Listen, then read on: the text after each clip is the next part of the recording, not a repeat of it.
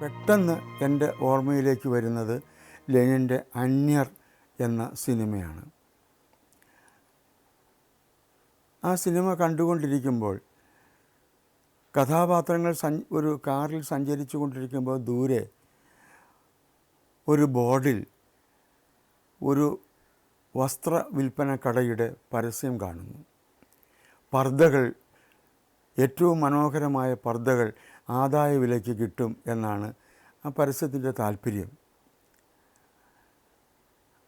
ആ പരസ്യം നമ്മൾ വായിക്കുമ്പോൾ, അല്ലെങ്കിൽ ലെനിൻ ആ പരസ്യം നമ്മുടെ മുമ്പിൽ ഉയർത്തി കാണിക്കുമ്പോൾ, നമ്മുടെ രാജ്യത്ത് ഈ കാലത്തിന് സംഭവിച്ച വലിയ ഒരു വ്യതിയാനത്തെക്കുറിച്ച് നമുക്ക് ഓർമ്മ വരും.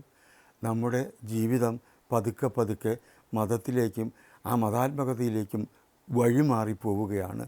മതേതരത്വത്തിൻ്റെ രാജപാതകളിൽ നിന്ന് നമ്മുടെ യാത്രകൾ തെറ്റിപ്പോകുന്നു എന്ന് നമ്മൾ വ്യസനത്തോടെ ഓർക്കുകയും ചെയ്യുന്നു.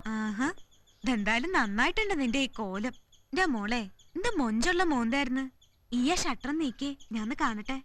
ഈ ദുനിയാവില ഇവിടെ ഇപ്പൊ ഇങ്ങനെയൊക്കെയാ. എന്റെ മൊഞ്ചും മോന്തേ എന്റെ കെട്ടിയോന് കാണാനുള്ളതാ. എന്നാ പിന്നെ നിന്റെ കെട്ടിയോനും ഇതുപോലെ മുഖംമൂടിയിട്ട് നടന്നൂടെ? മൂപ്പരുടെ മോന്ത എന്തിനാ മറ്റു പെണ്ണുങ്ങളെ കാണിക്കണേ? സിഖ് വിരുദ്ധ കലാപവും ബാബറി മസ്ജിദും പിന്നിട്ട് ഗുജറാത്ത് കലാപമെത്തുമ്പോഴും ലെനിൻ രാഷ്ട്രീയ സിനിമയുടെ വഴിയേ പോയി. അങ്ങനെ 2003 അന്യർ എന്ന സിനിമ പുറത്തിറങ്ങി.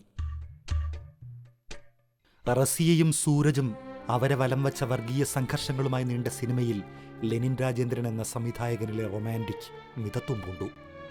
ഒരു സമൂഹം രാഷ്ട്രീയ ഭീതിയിൽ ആണ്ടുപോകുന്നതറിയുന്ന കലാകാരനിൽ അറിയാതെ വന്നുപോകുന്ന മിതത്വം.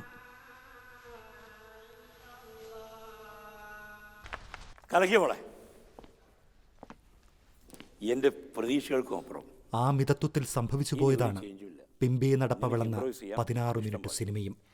ചില പ്രമാണിമാരൊക്കെ ഞാൻ വിളിക്കുന്നുണ്ട്, കൂടെ നിന്റെ ചില ബന്ധുക്കളെ. 7 വർഷം ഇവിടെ കഴിയാനാണ് എൻ്റെ വിധി. അത് കഴിഞ്ഞിട്ട് ഞാൻ വരുന്നുള്ളൂ. സ്ത്രീകളുടെ ജീവിതം നിരന്തരം ഫീച്ചർ ഫിലിമുകളാക്കിയ ലെനിൻ്റെ 16 മിനിറ്റ് സിനിമയും ഒരു പെൺ സിനിമയായി. രാത്രിമഴയും മകരമഞ്ഞും ഇടവപ്പാതയും ലെനിൻ രാജേന്ദ്രൻ സിനിമകളിൽ സംഭവിച്ച മറ്റൊരു ഋതുപ്പകർച്ചയാണിവ. ലെനിൻ ആ സിനിമകളിൽ പരീക്ഷണാത്മകമാവണ്ണം റൊമാൻറ്റിക്കായി, മിത്തിക്കലായി, സിനിമകളെ കൂടുതൽ നാടകീയമാക്കി. അവ തിരശീലയിൽ അരങ്ങിനെ വീണ്ടെടുക്കാനുള്ള ശ്രമങ്ങളായി.